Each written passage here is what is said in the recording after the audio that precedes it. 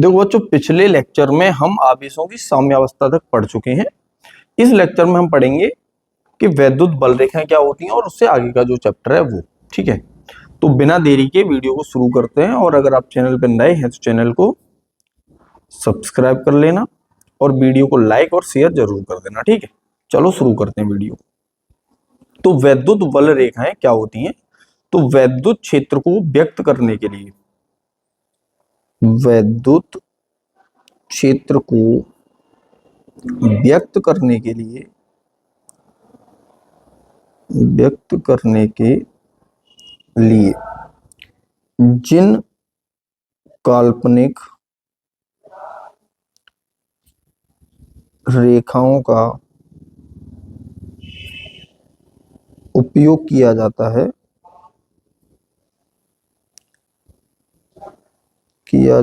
है, उन्हें वैद्युत बल रेखाएं कहते हैं। यानी कि वैद्युत क्षेत्र को व्यक्त करना है हमें, तो जिन रेखाओं को हम बनाएंगे वैद्युत क्षेत्र को व्यक्त करने के लिए, उन्हें हम वैद्युत बल रेखाएं कहते हैं। अब बात करते हैं कि इनके गुण क्या होते हैं। तो सबसे पहली चीज तो यही आती है कि ये काल्पनिक होती हैं। ये काल्पनिक होती हैं। दूसरी चीज ये आती है कि ये प्लस आवेश से, यानी धनात्मक आवेश से या अनंत से प्रारंभ होती हैं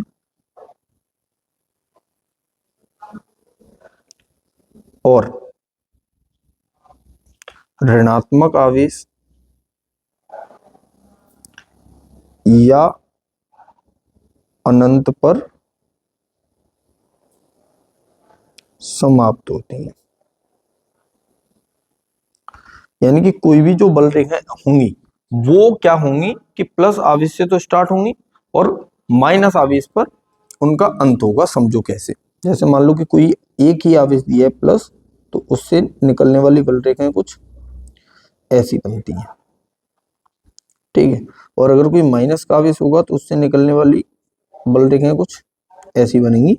तो माइनस आवेश पे निकलेंगी नहीं, ये यहाँ पे समाप्त होंगी। तो जब ये माइनस आवेश को देखोगे तो ये अनंत से प्रारंभ हुई है और प्लस आवेश को देखोगे तो अनंत तक जा रही है। ठीक है, अगर कोई प्लस आवेश और एक माइनस आवेश पास पास रखते हो तो उनसे निकलने वाली बल रेखाएं कुछ ऐसी बनती है।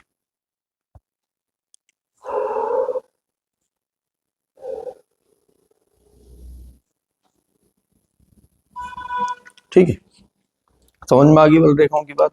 अब बात आती है कि और गुण क्या होते हैं इनके। तो तीसरा आ जाएगा कि वैद्युत बल रेखाएं, वैद्युत बल रेखाएं परिणामी वैद्युत क्षेत्र की खींची जाती हैं। इसका मतलब ये होता है कि जो वैद्युत बल रेखाएं होंगी वो परिणामी वैद्युत क्षेत्र की बनेंगी। यानी कि एक ही बिंदु पर 4-6 वैद्युत क्षेत्र कार्य कर रहे होंगे तो उनका पहले परिणामी निकालेंगे, तब हम उनकी वैद्युत बल रेखाएं बनेंगी। ठीक है, चौथी चीज कि वैद्युत बल रेखा पर, वैद्युत बल रेखा के किसी भी बिंदु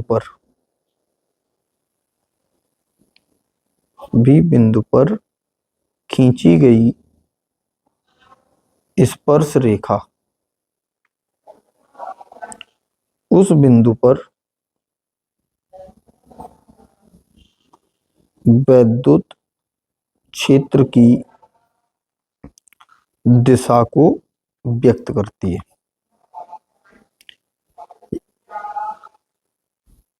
यानी कि अगर हम किसी भी बिंदु पर, जैसे मान लो ये कोई बल रेखा है और उसके किसी बिंदु पर हमने ऐसे स्पर्श रेखा बना दी, तो इस बिंदु के लिए जो वैद्युत क्षेत्र की दिशा होगी वो इस दिशा में आएगी जहां पर स्पर्श रेखा की दिशा होगी। ठीक है, पांचवा और ये इंपॉर्टेंट पॉइंट है कि वैद्युत बल रेखाएं कभी भी एक दूसरे को नहीं काटती। क्यों नहीं काटती हैं, ये सवाल पूछा जाता है कि दो वैद्युत बल रेखाएं एक दूसरे को क्यों नहीं काटती। क्योंकि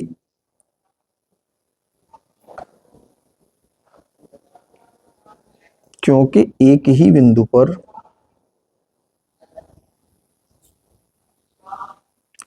वैद्युत क्षेत्र की दो दिशाएं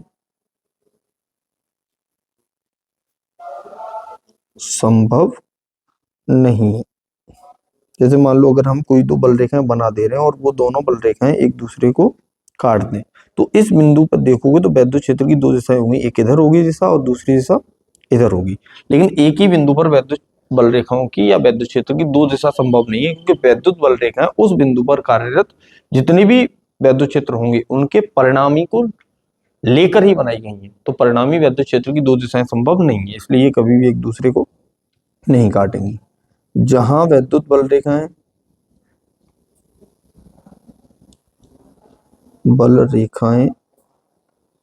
पास पास हों वहां वैद्युत क्षेत्र अधिक होता है,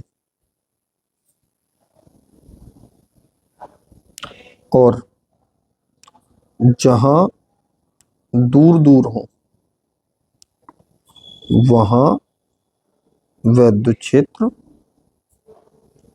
कम होता है। ठीक है, तो इसका साफ साफ मतलब ये है कि जैसे मान लो कोई भी बल रेखाएं कुछ ऐसे दी हैं, तो इस जगह पे ए बिंदु दे दिया है, यहाँ बी दे दिया जाए, तो ई ए बड़ा होगा ई बी से, क्योंकि यहाँ वैद्युत बल रेखाएं पास पास हैं, और जहां दूर होंगी वहां पे वैद्युत क्षेत्र कम हो जाएगा। ठीक है, वैसे तो ये है कि 5-6 ही पॉइंट आपको लिखने के लिए दिए जाते हैं। ठीक है, एक समान वैद्युत क्षेत्र को व्यक्त करने के लिए समांतर समदूरस्थ रेखाओं का उपयोग किया जाता है। तो जो बल रेखाएं हैं वो एक समान वैद्युत क्षेत्र को व्यक्त करवानी है, तो समांतर समदूरस्थ रेखाओं का उपयोग किया जाएगा। ठीक है, 8वां पॉइंट इसमें याद रखना कि किसी चालक के अंदर वैद्युत बल रेखाएं लंबवत प्रवेश करती हैं और लंबवत ही बाहर निकलती हैं। ठीक है, अगर हमें कोई गोला मान लो दे दिया जा रहा है इस तरह से, ठीक है, जैसे मान लो ये गोला दिया है, अब इस पे वैद्युत बल रेखा अगर हमें बनानी है तो ये इस तरह से 90 डिग्री कोण पे जाएंगी, 90 डिग्री कोण पर ही बाहर निकलेंगी। अगर यहाँ पे जाएंगी तो ये कुछ इस तरह से जाएंगी और कुछ इसी तरह से बाहर निकलेंगी, मतलब यहाँ जो कोण बनेगा वो 90-90 का बनेगा। एक चीज और याद रखेंगे कि यहाँ जो चालक होता है उसके अंदर कोई वैद्युत बल रेखा नहीं होती, क्योंकि चालक के अंदर जो वैद्युत क्षेत्र होता है वो शून्य होता है। ठीक है, इतनी बात समझ में आ गई सबको? आगे बढ़ते हैं। एक चीज इसमें याद रखने वाली बात है, कभी कभी पूछ लिया जाता है कि विशिष्ट आवेश क्या होता है। तो जो विशिष्ट आवेश होता है तो वो होता है आवेश बट्टे द्रव्यमान। तो अगर कभी डेफिनेशन लिखने को आ जाए तो आवेश तथा द्रव्यमान के अनुपात को विशिष्ट आवेश कहते हैं। ठीक है, इतनी ही चीज आपको समझनी है। अब एक इंपॉर्टेंट डेरिवेशन इसमें आती है कि एक समान रूप से आवेशित वलय की अक्ष के अनुदिश वैद्युत क्षेत्र अगर हमें निकालना है कि कोई भी वलय है जो एक समान रूप से आवेशित है, और वलय का मतलब होता है कि जो वलय होगी वो कुछ इस तरह से बनती है। ये मान लो वलय है और इसका जो अक्ष होगा वो इसका जो केंद्र होगा, इस केंद्र से जो भी ये रेखा जाती है ये इसका अक्ष हो जाता है। ठीक है, अब इस अक्ष के कारण हमें किसी भी बिंदु पर, मान लो कि ये कोई बिंदु है और ये यहाँ से जो दूरी है वो x मान लेते हैं कि ये यहाँ से x दूरी पर स्थित है बिंदु P। इस बिंदु P पर हमें वैद्युत क्षेत्र ज्ञात करना है। तो इस वैद्युत क्षेत्र को ज्ञात करने के लिए जो जो चीजें मैं बोल रहा हूँ कि ये जो वलय है, इस वलय की मान लो त्रिज्या हमने मान ली कि ये जो आर त्रिज्या दी गई है, तो आर त्रिज्या की वलय है, तो यहाँ पे लिखेंगे सारी चीजें कि माना वलय की त्रिज्या आर है तथा वलय से x दूरी पर स्थित बिंदु P पर वैद्युत क्षेत्र ज्ञात करना है। तो ये हमें यहाँ पे लिखना पड़ेगा कि हमें ये ज्ञात करना है क्या क्या चीजें हम मान ले रहे हैं। और यहाँ पे अगर आप मानो तो ठीक है, नहीं मानो तो कोई बात नहीं। तो अब यहाँ पे क्या करेंगे, हम एक स्मॉल एलिमेंट ले लेते हैं।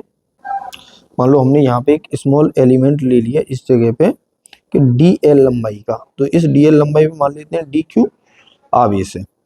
तो माना वलय पर कोई अल्पांश dl है जिस पर आवेश dq है। तो dl हमने क्यों माना है, क्योंकि हम बिंदु आवेश के कारण विद्युत क्षेत्र का फॉर्मूला जानते हैं, और बिंदु आवेश के कारण जो विद्युत क्षेत्र होता है उसका फॉर्मूला क्या होता है, उसका जो फॉर्मूला होता है वो होता है हमारा के क्यू बट्टे आर स्क्वायर। अब के क्यू बट्टे आर स्क्वायर हम कब लगा पाएंगे, जब बिंदु आवेश हो। तो बिंदु आवेश को मानने की वजह से हमने ये माना है। अब देखो यहाँ से हमने ये माना है, तो इसके कारण जो विद्युत क्षेत्र बनेगा छोटा सा, वो यहाँ पे क्या बनेगा वो समझ लो। कि मान लो कि ये हमारा विद्युत क्षेत्र इस बिंदु पे हमें जो निकालना है वो डीई विद्युत क्षेत्र है डी क्यू के कारण। तो यहाँ पे अगर इस कोण को थीटा मानोगे तो ये कोण भी थीटा ही आएगा। तो इसके दो घटक होंगे, एक होगा ये डीई कॉस थीटा और एक ऊर्ध्वाधर घटक होगा इधर डीई साइन थीटा। अब देखो यहाँ पे ध्यान देने वाली बात क्या है कि वलय के अंदर जैसा बिंदु इधर होगा सेम वैसा ही बिंदु यहाँ पे भी होगा एक डीएल, इस पे भी आवेश डी क्यू होगा। तो इसके कारण भी अगर आप विद्युत क्षेत्र इस बिंदु पर निकालोगे तो वो क्या आएगा, डीई ही आएगा। और इधर आएगा डीई कॉस थीटा और इधर आएगा डीई साइन थीटा। अब क्योंकि डीई साइन थीटा एक दूसरे से विपरीत दिशा में, तो ये एक दूसरे को काट देंगे। तो यहाँ पे ये लिखना पड़ेगा कि ऊर्ध्वाधर घटक डीई साइन थीटा की दिशा एक दूसरे के विपरीत है, अतः ये दोनों एक दूसरे को निरस्त कर देंगे। तो जो भी हमें प्राप्त होगा तो वो केवल और केवल हमें क्षैतिज घटक प्राप्त होगा। तो बिंदु P पर कुल विद्युत क्षेत्र अगर हमें निकालना हो तो कुल विद्युत क्षेत्र E बराबर आएगा, समाकलन करना पड़ेगा हमें डीई कॉस थीटा का। अब डीई क्या निकलेगा वो भी समझ लो। डीई बराबर क्या आएगा, यहाँ पे अगर हमें डीई निकालना है तो डीई आएगा कि D Q upon R square. अब आर स्क्वायर क्या होगा, वाली लंबाई। अब इस लंबाई को आप देखोगे तो ये लंबाई क्या हो जाएगी हमारी, ये आर है ये एक्स है, तो ये आ जाएगी under root R square plus X square. तो यहाँ पे स्क्वायर करेंगे तो ये आ जाएगा R square plus X square. ये वैल्यू यहाँ पे पुट कर देंगे, ठीक है, समझ में आ गई बात इतनी। तो इस वैल्यू को पुट करते हैं तो यहाँ पे आ जाएगा E equal to K D Q upon R square plus X square cos theta. अब यहाँ पे कॉस थीटा देखोगे तो इस वाले ही त्रिभुज में, ये जो त्रिभुज हमें दिखाई दे रहा है ये वाला त्रिभुज दिख रहा है, तो इस त्रिभुज में हम कॉस थीटा अगर निकालेंगे तो कॉस थीटा की वैल्यू क्या होती है, आधार बट्टे कर्ण, तो एक्स बट्टे under root R square plus X square आ जाएगा। तो ई बराबर यहाँ पे आ जाएगा कि D Q upon R square plus X square into X बट्टे under root R square plus X square. ठीक है, इसका समाकलन करना है। जो जो कांस्टेंट है के एक्स कांस्टेंट है ऊपर और नीचे R square plus X square की पावर 3/2 कांस्टेंट है, और अंदर केवल हमारे पास बचा डी क्यू, जो कि इस पूरी की पूरी वलय पर एक समान रूप से वितरित आवेश है। ठीक है, तो इस पूरी वलय पे वितरित आवेश है हमारा, तो वो पूरा आवेश हम यहाँ पे क्या मानेंगे, क्यू है, तो इसका समाकलन करने पे क्यू आ जाएगा। तो ई इक्वल टू यहाँ से आ जाएगा K X Q upon R square plus X square की पावर 3/2। ये होता है वलय की अक्ष के अनुदिश विद्युत क्षेत्र। अगर इसकी दिशा की बात की जाए तो दिशा अक्ष के अनुदिश होगी। ठीक है, तो यहाँ पे प्लस आवेश है तो दिशा इधर आई है इस दिशा में, और अगर माइनस होता तो दिशा इस दिशा में आ जाती, लेकिन दिशा अक्ष के अनुदिश ही रहेगी। ठीक है, और इसमें जो ध्यान रखने वाली बात यह है कि जो हमारा केंद्र होता है, तो केंद्र पर विद्युत क्षेत्र अगर हमें निकालना है तो जो हमने x माना है वो 0 हो जाएगा। ये जो x है वो घट के 0 आ जाएगा, तो हम यहाँ केंद्र पर आ जाएंगे। तो e की वैल्यू के x की वैल्यू जैसे 0 रखोगे तो ये 0 हो जाएगा, तो e की वैल्यू क्या हो जाएगी, 0, तो केंद्र पर विद्युत क्षेत्र 0 हो जाएगा। ऐसे ही अनंत पर विद्युत क्षेत्र, जब हम x की वैल्यू इनफाइनाइट रखेंगे, देखो तो ऊपर इनफाइनाइट आएगा, नीचे भी इनफाइनाइट स्क्वायर का क्यूब आ जाएगा, तो नीचे इनफाइनाइट रहेगा, तो यहाँ पे भी ई इक्वल टू क्या आता है, 0। इसका मतलब बीच में कहीं उच्चतम हुआ होगा, तो इसको ध्यान रखेंगे कि x बट्टे आर बट्टे अंडर रूट 2 पर विद्युत क्षेत्र का अधिकतम मान प्राप्त होगा। यानी कि जब हमारी वैल्यू x की आर बट्टे 2 होगी अंडर रूट 2, तो अगर इसका ग्राफ से भी समझोगे तो ग्राफ कुछ इसका ऐसा बनेगा,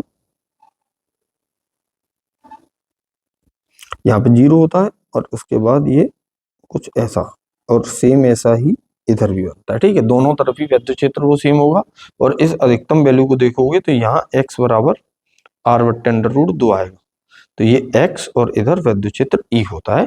तो ये ग्राफ बनता है इसका, अगर आपको विद्युत क्षेत्र का और दूरी का, केंद्र से दूरी का ग्राफ बनाना हो तो। आगे बढ़ते हैं, जो अगला टॉपिक आएगा वो है हमारा कि एक समान रूप से आवेशित परिमित लंबाई के तार के कारण विद्युत क्षेत्र की तीव्रता, यानी एक समान रूप से कोई तार है, मान लो ये कोई तार है, ठीक है, इसकी लंबाई L है और ये एक समान रूप से आवेशित है, तो इसके कारण हमें जो विद्युत क्षेत्र की तीव्रता है वो ज्ञात करनी है। तो यहाँ पे जो चीज हमें पता होंगी वो ये है कि माना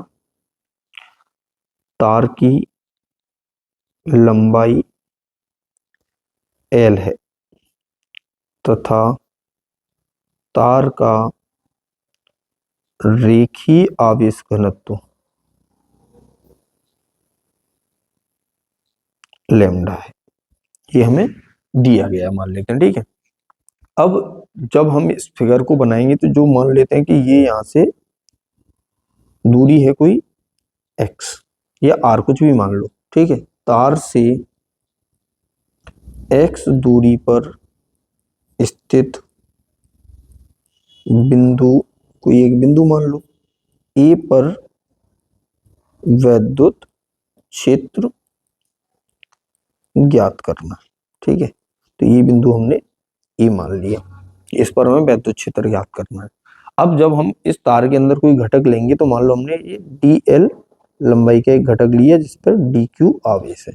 ठीक है, तो ये अगर देखोगे तो यहाँ पर जो विद्युत क्षेत्र बनेगा वो कुछ ऐसा बनेगा इस दिशा में, तो ये de हो जाएगा, और यहाँ पे जो कोण हमने माना है वो थीटा है। अगर इसको थीटा मानोगे तो ये जो पूरा कोण होगा यहाँ से लेके इस जगह तक, तो एक ये कोण बनेगा, एक कोण इस दिशा में बनेगा। तो ऊपर वाले कोण को हम मान लेते हैं कि जो ऊपर वाला कोण है हमारा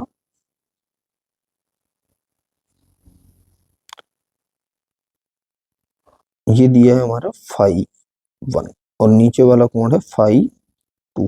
तो ये माइनस का आएगा, तो एक दिशा में हम प्लस का नापेंगे और दूसरी दिशा में ऑटोमेटिक वो माइनस का कोण नापा जाता है। ठीक है, अब यहाँ पे ये जो लंबाई है ये एल मान लेते हैं, मान लो, पर एल हम पहले ले चुके हैं पूरी लंबाई को।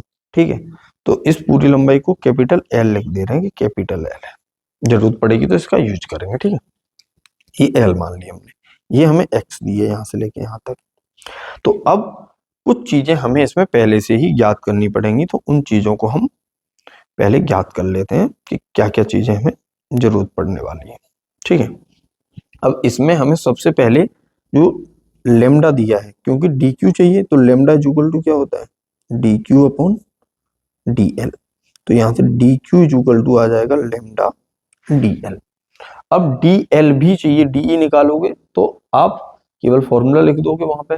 ठीक है, तो डी एल और चाहिए, तो उसके लिए हम टेन थीटा निकाल लेते हैं। तो टेन थीटा बराबर क्या आ जाएगा, टेन थीटा बराबर आ जाएगा लंब बट्टे आधार। तो एल बराबर आ जाएगा एक्स टेन थीटा, क्योंकि एल हमने माना है। तो अगर इसका अवकलन करते हैं तो डी एल बराबर आ जाएगा sec square theta D theta, और एक्स का इसमें मल्टीप्लाई हो रहा है। ठीक है, तो अब अगर हम इस डी क्यू आवेश के कारण विद्युत क्षेत्र निकालें, तो अल्पांश डी क्यू के कारण बिंदु ए पर विद्युत क्षेत्र डीई बराबर के डी क्यू अपॉन ये पूरी लंबाई आएगी। ठीक है, इस लंबाई को अगर हमें निकालना है तो ये लंबाई क्या आएगी, under root L square plus, इसको मान लो ए, इसको पी बोल दे रहे हैं, तो अपॉन ए पी का स्क्वायर आ जाएगा। ठीक है, यहाँ पर समाकलन का चिन्ह नहीं आएगा अभी, क्योंकि हम डीई निकाल रहे हैं, तो ये हमारा डीई हो जाएगा। अब एपी की वैल्यू और चाहिए। अब एपी की वैल्यू अगर हमें निकालनी है तो कॉस थीटा का यूज करेंगे यहाँ पे, तो मैं यहाँ पे निकाल दे रहा हूँ। ठीक है, तो कॉस थीटा बराबर क्या आ जाएगा, एक्स बट्टे एपी। तो एपी बराबर क्या हो जाएगा, एक्स अपॉन कॉस थीटा। तो एपी की वैल्यू आ जाएगी एक्स सेक थीटा। इतनी चीजों की हमें जरूरत पड़ेगी यहाँ पे। तो डीई की वैल्यू क्या आ जाएगी यहाँ से, डीई बराबर K D Q upon X sec theta. तो X square sec square theta आ जाएगा जी।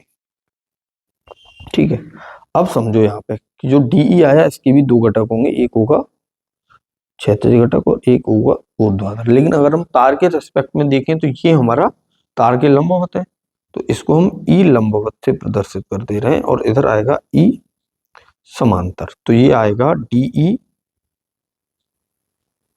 Cos theta. ठीक है, आप चाहो तो दूसरे कलर का पेन यूज कर लेते हैं यहाँ पे। तो ये जो भी आएगा वो आएगा हमारा डीई कॉस थीटा, और ये आएगा डीई साइन थीटा। तो अब अगर हमें तार की लंबवत विद्युत क्षेत्र निकालना है, तो वो आएगा ई लंबवत बराबर डीई कॉस थीटा का समाकलन। अब यहाँ पर डीई की वैल्यू रख दो, ई लंबवत क्या आ जाएगा, K D Q upon X square sec square theta cos theta.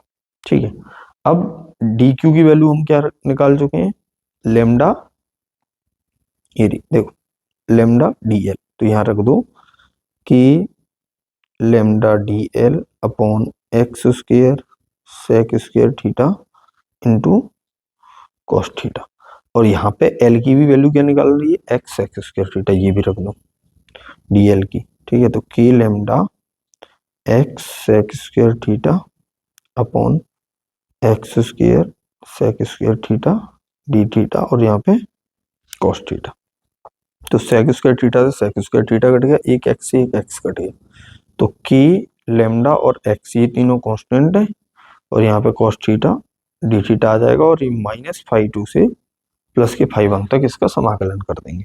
तो ई लंबवत आ जाएगा यहाँ पे के लेमडा अपॉन एक्स, और cos थीटा का समाकलन होता है sin थीटा, तो -φ2 से +φ1 तक समाकलन। तो K lambda upon X sin φ1 minus sin -φ2, तो ये आ जाएगा K lambda upon X sin φ1 plus sin φ2। देखो ये भी माइनस माइनस प्लस हो जाएगा, तो ये ई लंबवत आ गया। इसी प्रकार अगर हमें तार के समांतर वैद्युत क्षेत्र निकालना है, तो तार की समांतर वैद्युत क्षेत्र ई समांतर से प्रदर्शित करेंगे, और ये आ जाएगा डीई साइन थीटा, और सेम वही -φ1 φ2 से प्लस के 5 तक समाकलन कर देंगे। तो ई समांतर आ जाएगा -φ1 से φ2 से 5 तक, और डीई की वैल्यू हमने पूरी ये निकाली है। देखो ये पूरी की पूरी वैल्यू डीई की है। तो K lambda X sec square theta upon X square sec square theta, और यहाँ पे केवल साइन थीटा डी थीटा हो जाएगा। इससे एक कट जाएगा, एक एक्स से एक एक्स कट जाएगा, वापस वही के लेमडा अपॉन एक्स बाहर आ जाएगा, -φ2 से +φ1 तक sine theta D theta. Sine theta का जो समाकलन होता है वो होता है cos थीटा, तो ये आ जाएगा माइनस के cos थीटा -φ2 से +φ1 तक। तो ये आएगा K lambda upon X minus cos φ1 minus minus plus हो जाएगा cos -φ2। तो ये माइनस cos थीटा प्लस का cos थीटा ही होता है, cos माइनस थीटा, ठीक है। यहाँ पे आ जाएगा K lambda upon X cos φ2 minus cos φ1, ठीक है। ये तार के समांतर आ जाएगा, ठीक है। अगर यहाँ पे ये जो तार हमने लिया है, ये तार के मध्य बिंदु होता अगर ये वाला पॉइंट, तो दोनों ही कोण φ1 और φ2 दोनों समान होते फिर वहां पे, ठीक है। तो यहाँ पे अगर एक कंडीशन बनाना चाहो तो आप ये भी बना सकते हो, या तार अनंत लंबाई का पूछा जाए तब भी ये जो क्षैतिज घटक है वो खत्म हो जाएगा। क्षैतिज घटक का मतलब जो तार के समांतर वाला घटक है वो खत्म होगा, ठीक है। तो यदि तार अनंत लंबाई का हो, तो देखो θ1 और θ2 दोनों ही 90 डिग्री के हो जाएंगे। तो ई लंबावत हमने निकाला है कि lambda upon X sine 90 plus sine 90 हो जाएगा। तो यहाँ पे क्या आ जाएगा 2 के लेमडा अपॉन एक्स, और अगर हम ई समांतर निकालेंगे तो K lambda upon X cos 90 minus cos 90, तो ये हो जाएगा 0, ठीक है। तो ये हमारा अनंत लंबाई की तार के कारण वैद्युत क्षेत्र होता है, ठीक है। आगे बढ़ते हैं। अगला जो हमारा डेरिवेशन होगा टॉपिक वो है कि एक समान रूप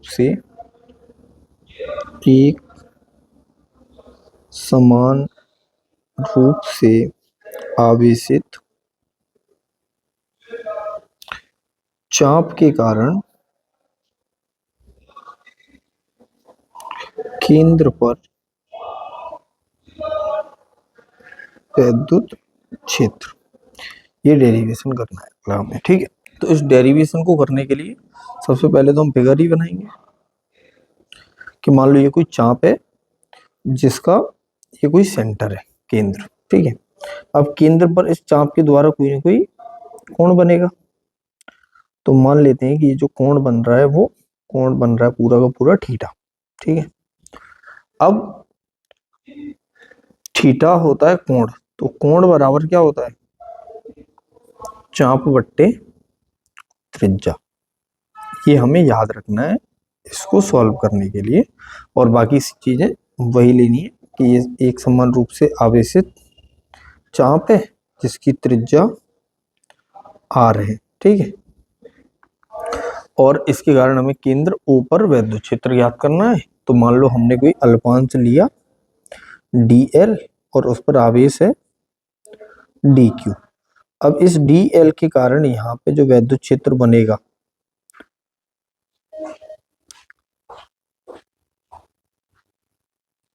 वो वैद्युत क्षेत्र कुछ ऐसा बनेगा। मान लेते हैं ये dE वैद्युत क्षेत्र है, तो ये दूरी भी r ही होगी, तो dE बराबर क्या आएगा, k dq upon r square. अब कोण बराबर क्या होता है, चाप बट्टे त्रिज्या, और यहाँ पे देखो इसका रेखीय आवेश घनत्व लैम्डा कूलाम प्रति मीटर हमें दिया जाएगा, तो लैम्डा बराबर होता है dq अपॉन dl, तो यहाँ से dq बराबर आ जाएगा लैम्डा dl।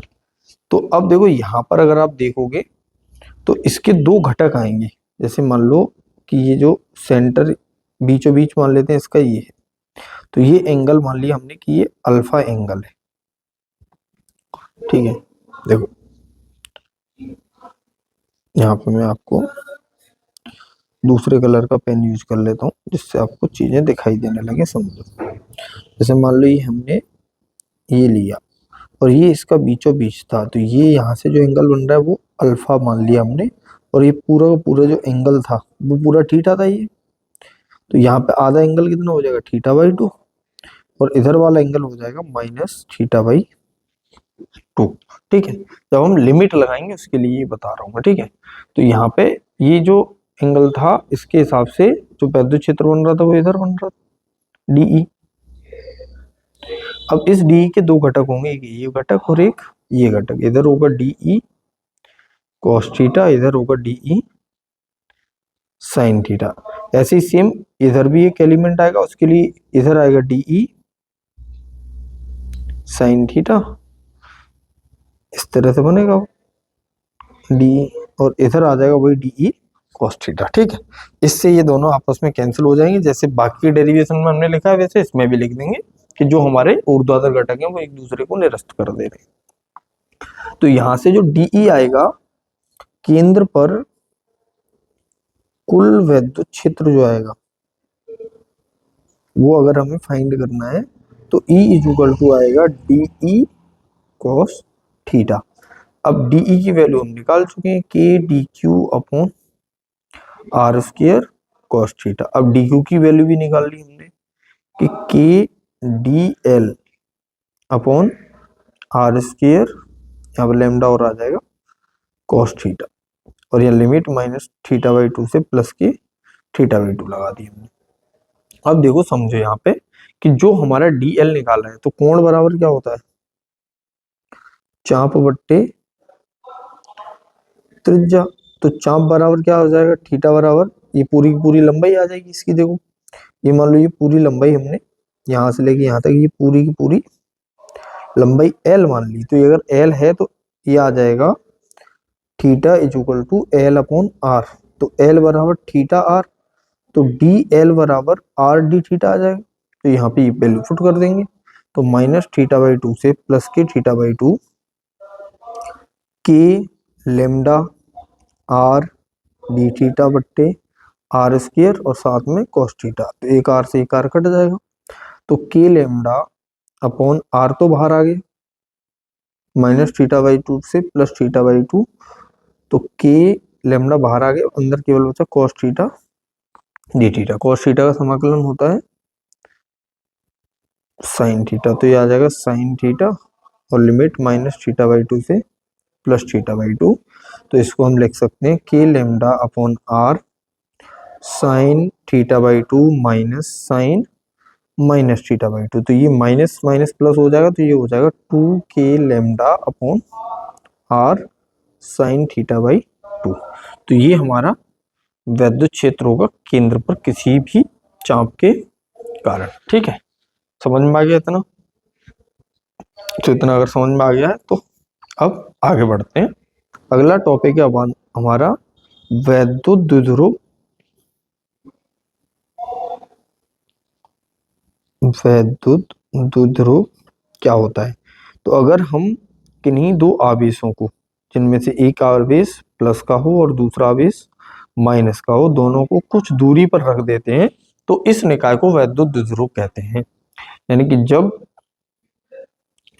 दो विपरीत प्रकृति के समान आवेश एक दूसरे से कुछ दूरी पर रखे हों तो वे वैद्युत द्विध्रुव का निर्माण करते हैं। ठीक है, दो आवेश हैं, दोनों विपरीत प्रकृति के हैं और कुछ दूरी पर रखे हों तो वो वैद्युत द्विध्रुव का निर्माण करता है। मतलब इस सिस्टम को ही हम वैद्युत द्विध्रुव कहते हैं। अब इसमें एक टर्म आता है वैद्युत द्विध्रुव आघूर्ण। ठीक है, तो द्विध्रुव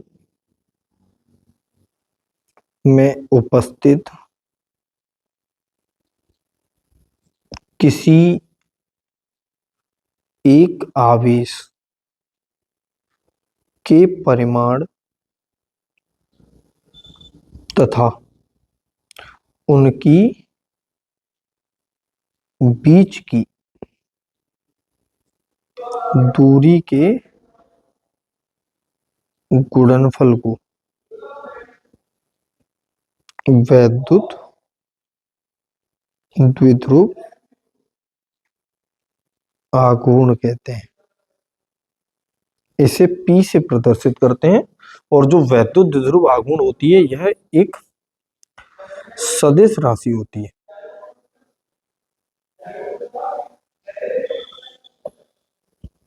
और जो इसकी दिशा होती है वो जो दिशा होगी वो ऋण आवेश से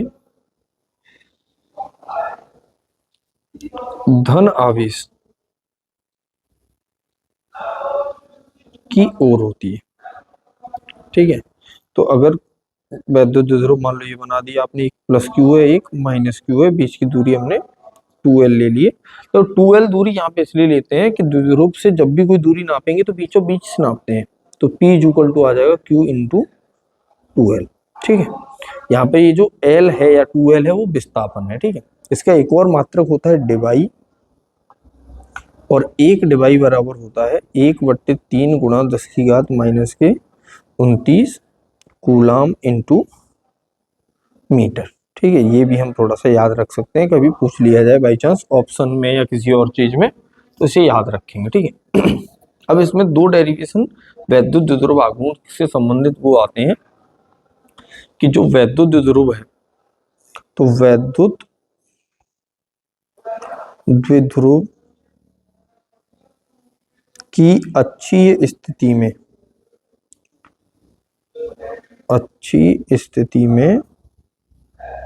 वैद्युत क्षेत्र अगर हमें ज्ञात करना है तो ये एक इम्पोर्टेंट डेरिवेशन है बोर्ड के पर्सपेक्टिव से, बहुत ज्यादा इम्पोर्टेंट डेरिवेशन है। ठीक है,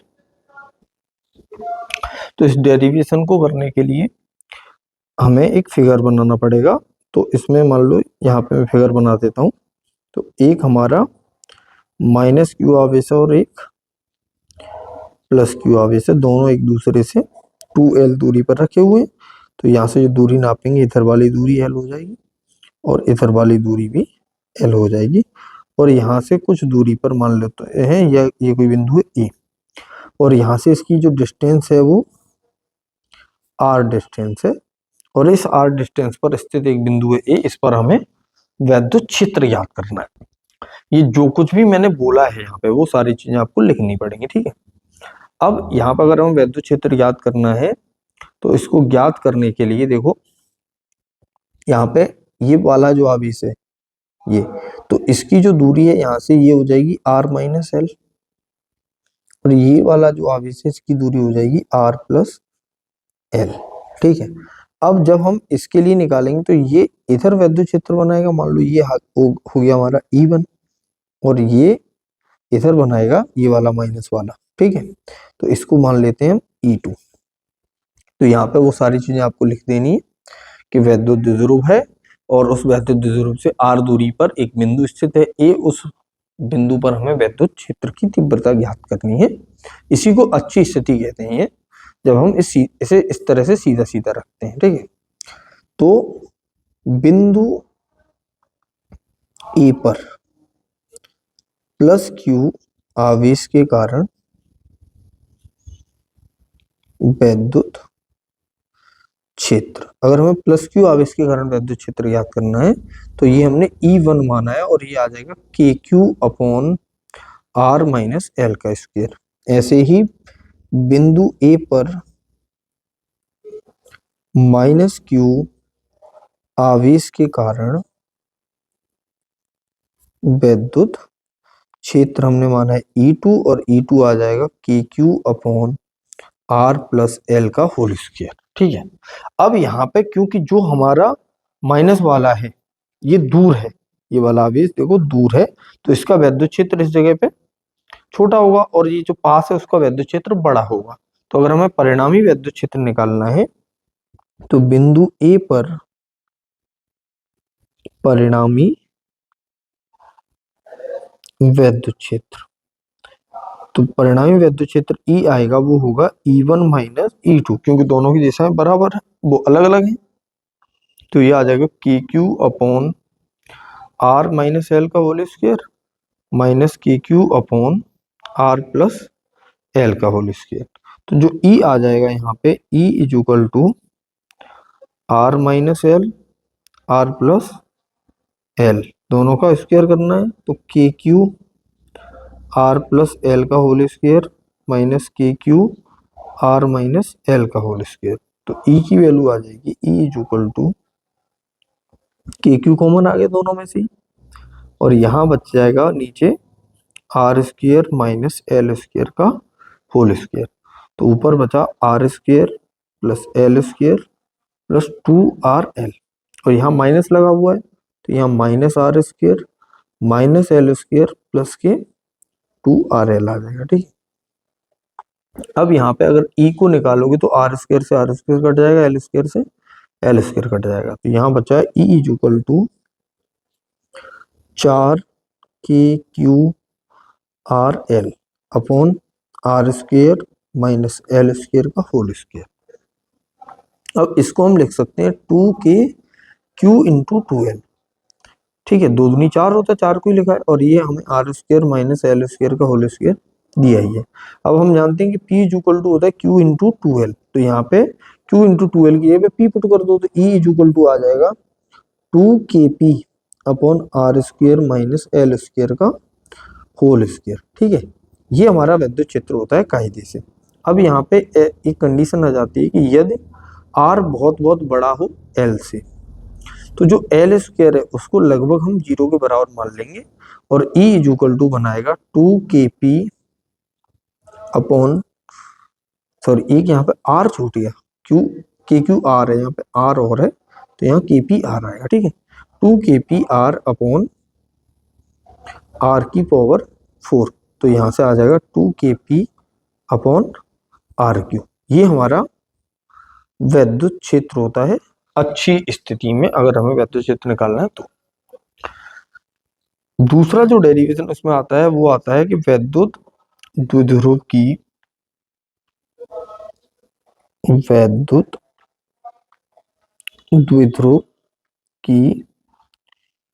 निरक्षीय स्थिति में वैद्युत क्षेत्र।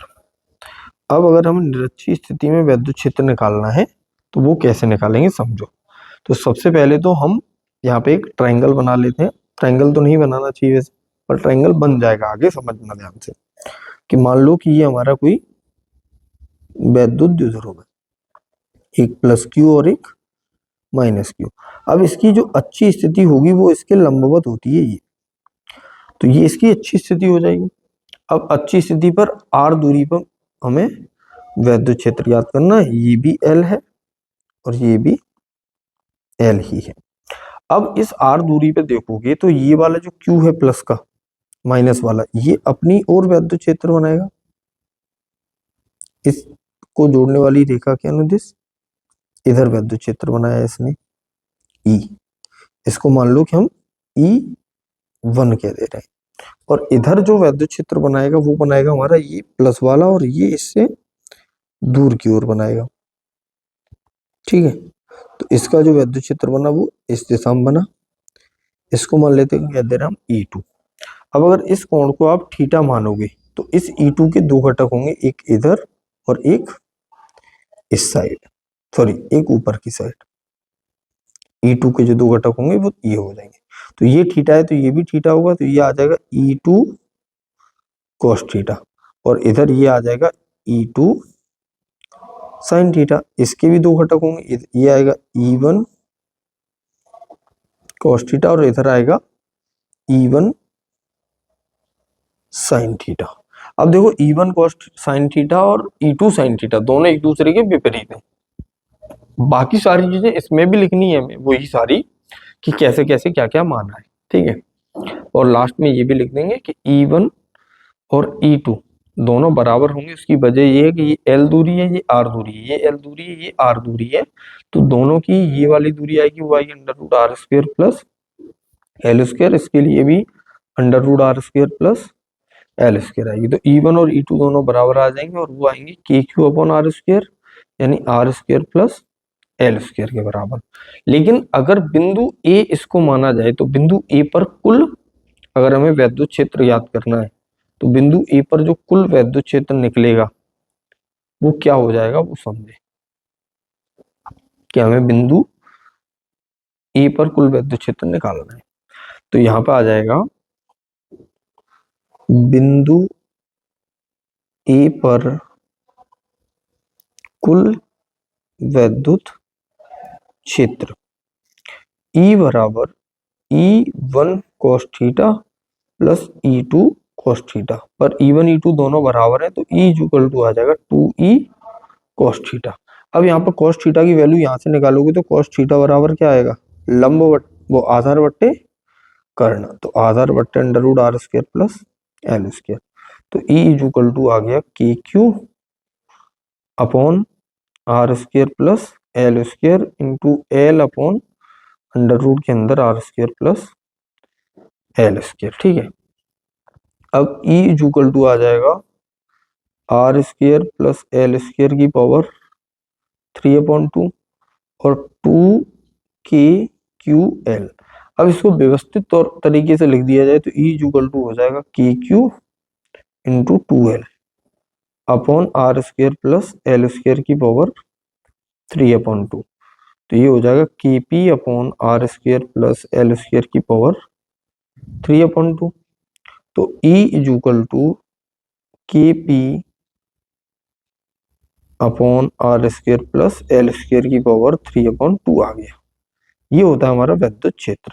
कंडीशन वही आएगी इसमें भी कि अगर R बहुत बहुत बड़ा हो L से, तो जो एल स्क्वायर है इसको लगभग 0 मान लेंगे। तो E इक्वल टू आ जाएगा KP अपॉन आर स्क्वायर की पावर 3/2, तो KP अपॉन RQ, ये हमारा E हो जाएगा, ठीक है, वैद्युत क्षेत्र। तो इस तरह से अच्छी और निरक्षी की ये जो दो डेरिवेशन है, ये दोनों ही डेरिवेशन बहुत ज्यादा इंपॉर्टेंट है, ये दोनों आपको आनी चाहिए, पेपर में ये पूछी जा सकती है, ठीक है। समझ में आ गया इतना? आगे बढ़ते हैं। बस हमें वैल्यू भी याद रखनी है कि E अच्छी स्थिति में KP अपॉन RQ आया था, 2KP अपॉन RQ, और अच्छी स्थिति में KP अपॉन RQ। अगला आता है कि अगर हम वैद्युत द्विध्रुव को किसी वैद्युत क्षेत्र में रखते हैं तो उस पर क्या प्रभाव पड़ता है। तो वैद्युत द्विध्रुव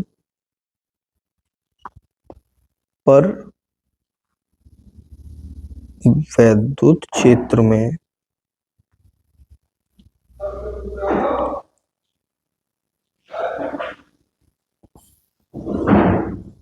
बल आघूर्ण, तो जब हम किसी वैद्युत द्विध्रुव को वैद्युत क्षेत्र में रखेंगे तो उस पर एक बल आघूर्ण कार्य करता है, ठीक है। तो मान लो ये हम एक समान वैद्युत क्षेत्र बना लेते हैं।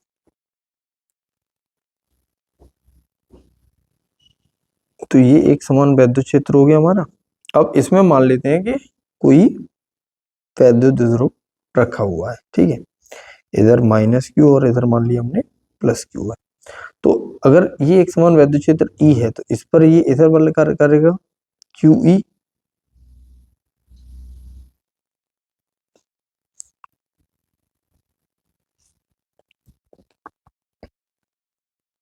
तो QE इधर कार्य करेगा और इधर भी QE ही कार्य करेगा जो बल होगा। ठीक है, तो वैद्युत द्विध्रुव और बलागुण की अगर आपको डेफिनेशन लिखनी हो, कुछ भी इसमें लिखना चाहते हो तो इसमें लिखना कि वैद्युत द्विध्रुव को जब किसी एक समान वैद्युत क्षेत्र में रखते हैं तो उस पर दो बल जो कि परिमाण में समान किंतु दिशा में विपरीत होते हैं।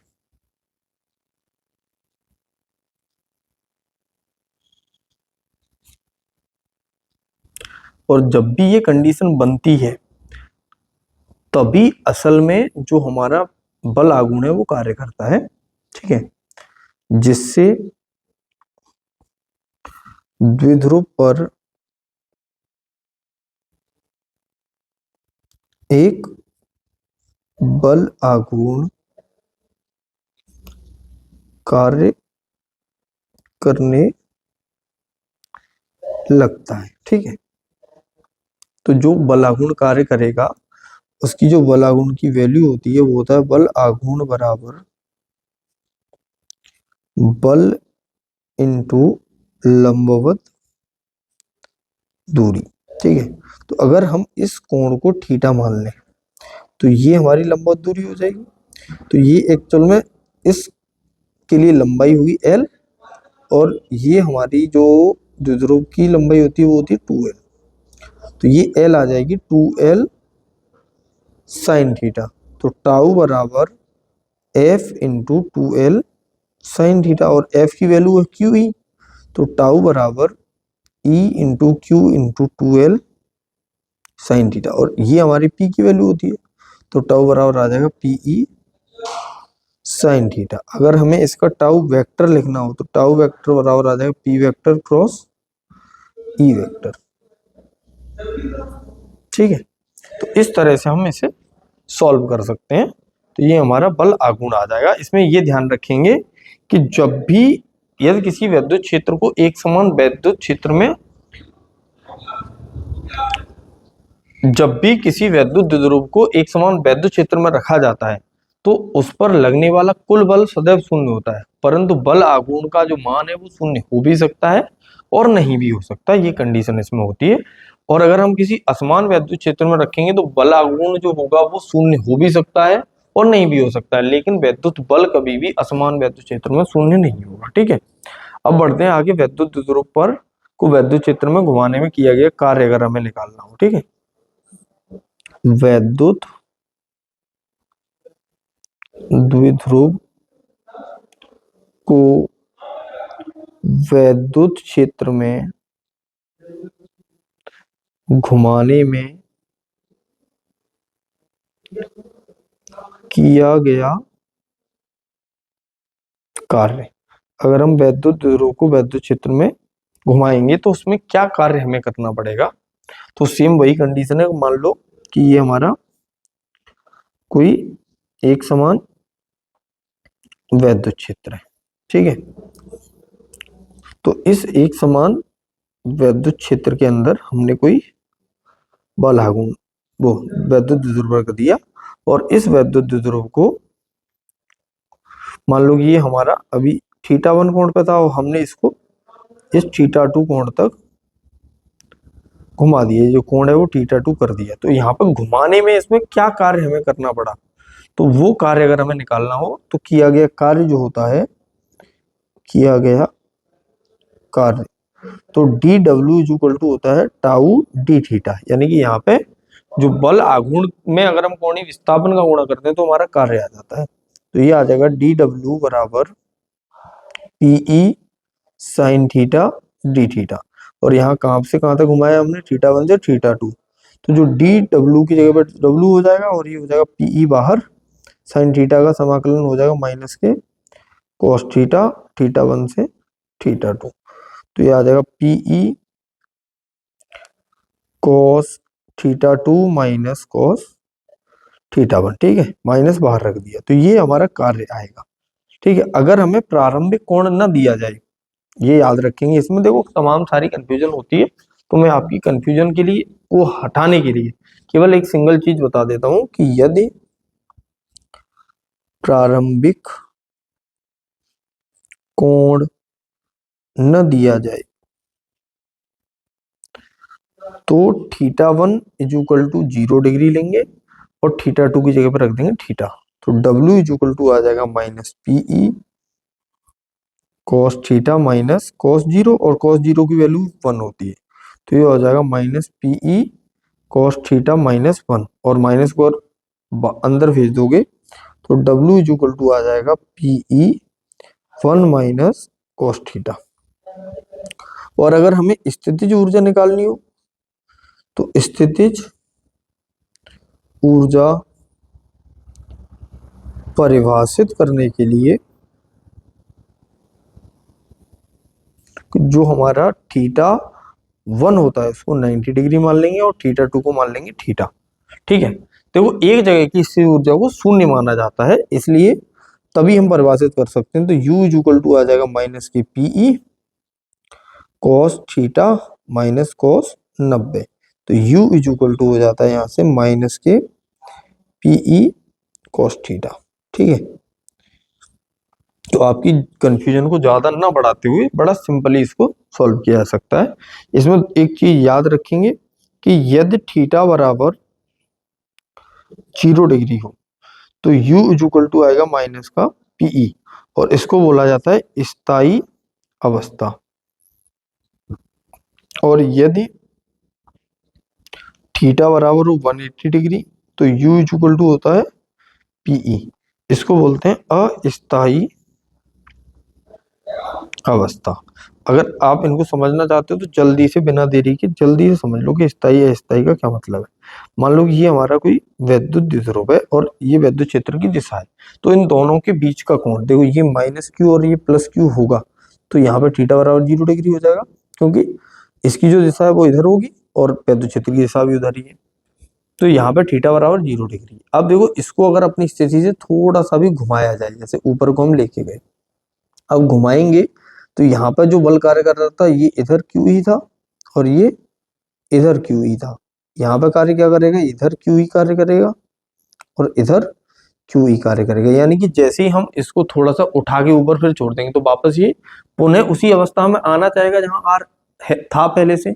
तो इस अवस्था को स्थायी अवस्था कहते हैं। अगर यहीं पे ये उल्टा हो जाए, जैसे कि ये हमारा वैद्युत क्षेत्र है और इसमें हमने इधर ले लिया प्लस क्यू, सॉरी इधर तो कर दिया हमने माइनस क्यू, माइनस तो यहाँ पहले था ही, प्लस क्यू और इधर कर दिया हमने माइनस क्यू। अब इन्हें थोड़ा सा विस्थापित कर दिया, इस पोजीशन से यहाँ ले आए तो यहाँ माइनस क्यू आ जाएगा, यहाँ प्लस क्यू आ जाएगा। इस पे बल इधर कार्य करेगा, इस पे बल इधर कार्य करेगा, तो इसकी पोजीशन वापस वही नहीं आएगी जो पहले से थी, और यहाँ पे थीटा की वैल्यू जो है वो 180 डिग्री होगी। इसलिए इस अवस्था को हम अस्थायी अवस्था कहते हैं।